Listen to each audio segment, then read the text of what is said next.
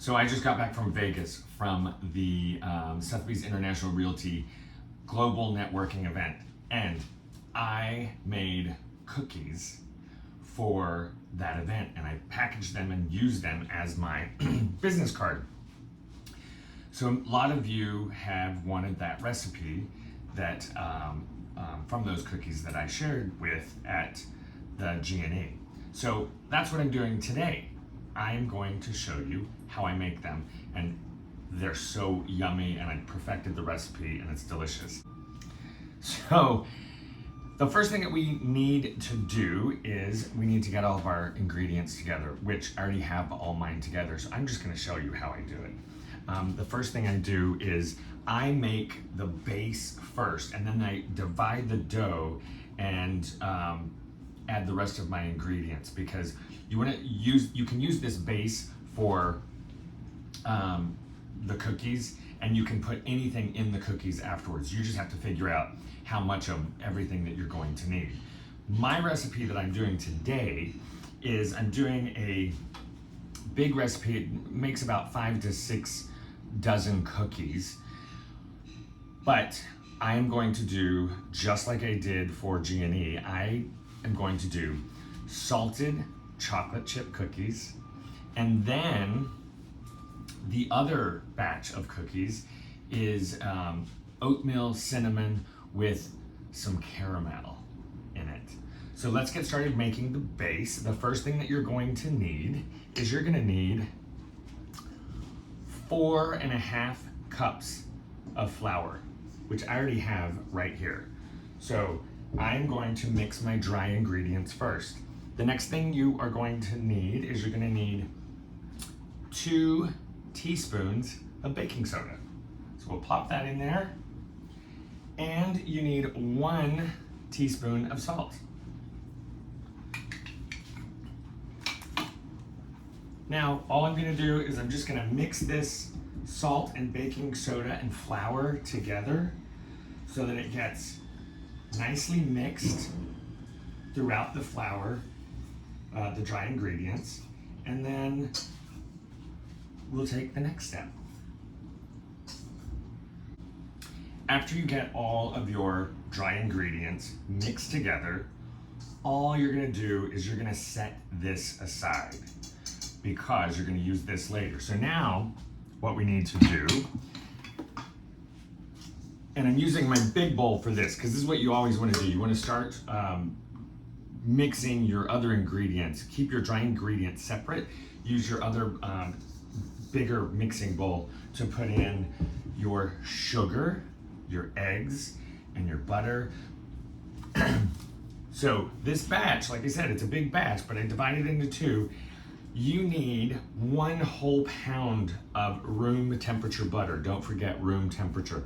You don't want to use this in the microwave, at least I don't. So now we're gonna take our butter, which is our whole pound of unsalted butter.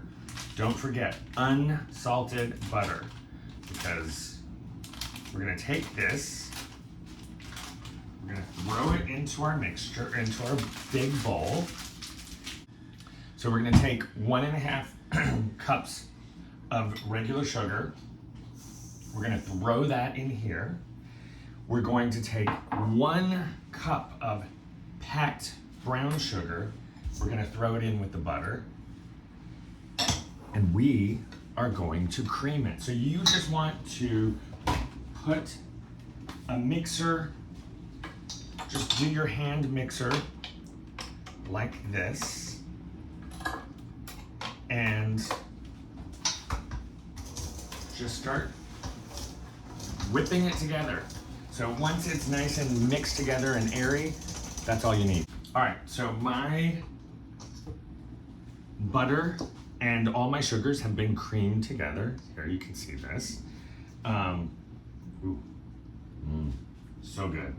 So now we're going to take and we're going to put you need 2 eggs, room temperature eggs. Once you get those room temperature, then we're gonna take 1 at a time, break it into the batter, and you are going to slowly mix the egg in with the creamed butter and sugar.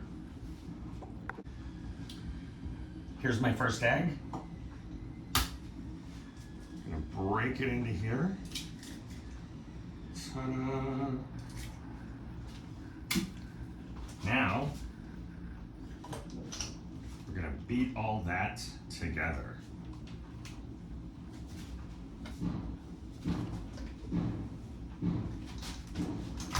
As we listen to the construction.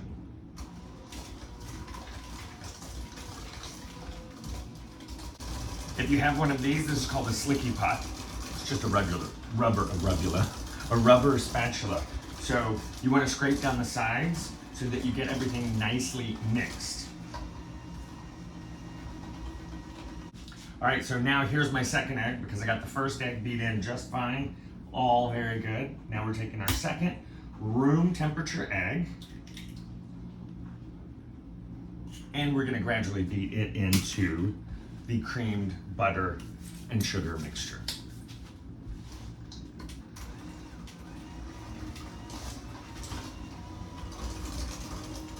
Always remembering to scrape down the sides too. Okay, so that's done. 2 eggs, creamed butter and sugar, and now we want to take 4 teaspoons of vanilla, and we're going to add this in here. We're going to do the same thing. We're going to beat this, gradually beat it together, scraping down the sides, the whole thing. So let's get to it.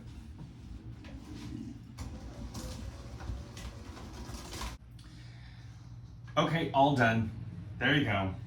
So now all of our wet ingredients has been completed.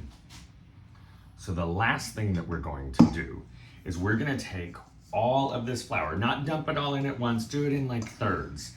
And we're gonna slowly, gradually mix this dry ingredients in with the wet ingredients.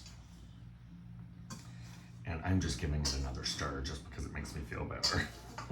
Making sure that it all gets mixed nicely together. Okay, there we go. There's that. So I'm gonna put like about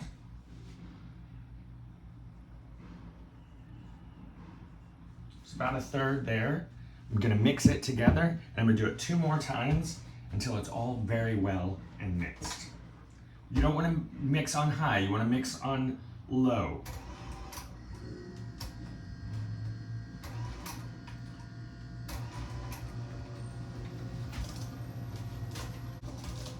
All right, so I got 1/3 mixed. Now let's mix another third.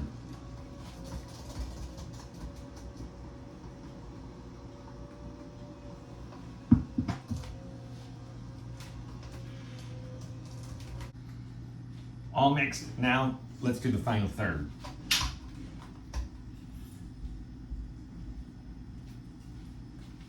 Done.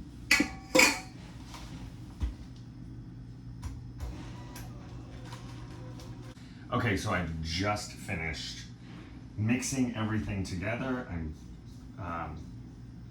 scraping down the sides, and this is my favorite part. So I'm just gonna plop these off. Now remember, this is just the base. That's it. This is just the base. You can make cookies out of this. You can just make this, but it's just gonna be like a sugary, yummy butter cookie with no exciting ingredients. So I just have to taste test this, okay? Oh yeah, that's real good. That's a good base. Why do I like this so much? Okay, now here comes the fun stuff.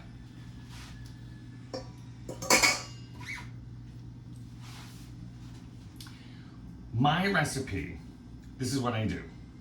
I take half of this batter and I put it into another bowl. And then I add my other ingredients. So you figure out what your half is. I know what my half is because I actually use a scale and I measure it out just to make sure, because I want it exactly half. So do that. Okay, so now I have my 2 divided doughs. This is just the base, remember? just the base. So now comes the fun part, because again, these are the G&E cookies that I made, and so one is oatmeal, cinnamon, and caramel. The other is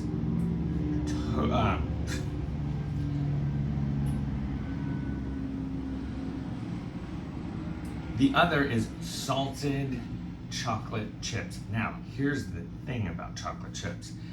I don't use just any chocolate chips. They have to be dark chocolate chips. And I actually use Ghirardelli, and I use 2 mixtures. So I use 1 full pack of the 72% dark chocolate and 1/2 pack of the Ghirardelli 60% chocolate. So that's what I'm gonna put into one. The other, I'm going to put my caramels, my oats, and my cinnamon. So caramels, look, this is a heaping cup of fresh caramel. I'm just gonna go ahead and throw this into this side of this batter. And then I'm going to throw in my cinnamon. That's 1 tablespoon. And you only need 1 cup of oats. There's the oats. So now we have to mix that in together, and you have to mix it really well. It's gonna take some elbow grease, but if you have a good sturdy wood spoon, you can make it happen. Now, I'm also going to put my chocolate chips into my other bowl. Whoop. Drop them on the floor. There's 1 whole bag there.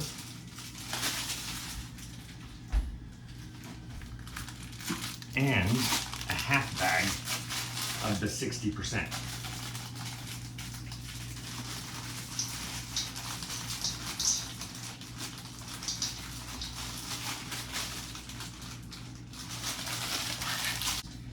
Okay, so like I said, it takes some elbow grease, but you can do it. Mix it up. So this is just the oat, caramel, and cinnamon in here. Oh, smells so good. I love this. I love baking cookies. Okay, that one's mixed. Okay, so now I'm just gonna mix in all of my chocolate chips.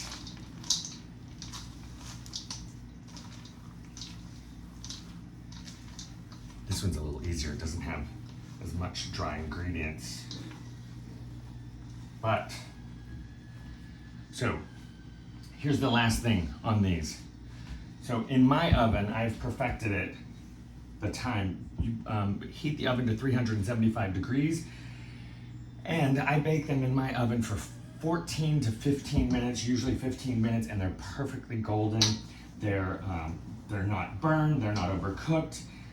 They have the perfect amount of crispiness on the outside and so delicious and yummy on the inside. Now, the last thing so this is all mixed, as you can see. Now, the next most important thing that every baker should have, one of these. I think this might be like a tablespoon, maybe 2, I'm not sure. But ever since I've gotten this, it's amazing because all my cookies come out uniform. I use it every single time, and it's fantastic. And you also need, this is a Silpat. Your cookies will not stick to anything. You just put them right here. They come right up.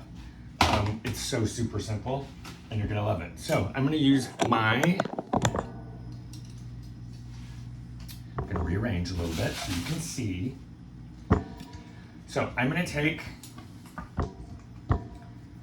a scoop, and I just want it just full, like that. Look at that, perfect. My oven is on 375 degrees. You just want it full. It doesn't have to be overfilled or anything. There you go.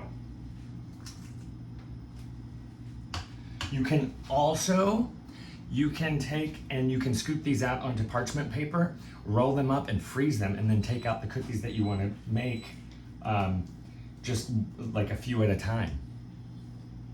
So if you ever have friends coming over and you like don't have a dessert or something, you've got cookies in the freezer and you can go, hey, just give me 20 minutes. Let the oven heat up and throw these in on a baking sheet. You're good to go. Ta-da, look at that. All right, now these are going in the oven. They're going in for 15 minutes, and then I'm gonna scoop out the chocolate chip because there's one final step on the chocolate chip that I wanna share with you that makes them just the best, and it's the salt. So we'll get there.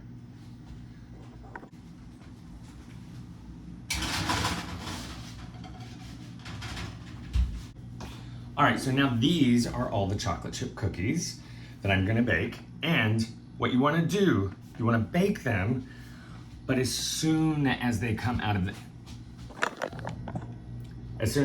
the oven, you need to put some really nice salt on there. So I have Maldon salt, and it's nice and flaky. Here, I'll show you. See the flakes? They're kind of big. So I just sprinkle that over just a little bit over the cookies, the chocolate chip cookies, as soon as they come out of the oven, because you want that salt to stick on there. And that's it, you're done. So go make these cookies. I hope they're just as good as they were when I gave them to you at G&E, or if you didn't get them, then now you have them. You can make them on your own. Follow the recipe to the T, and you will be most successful.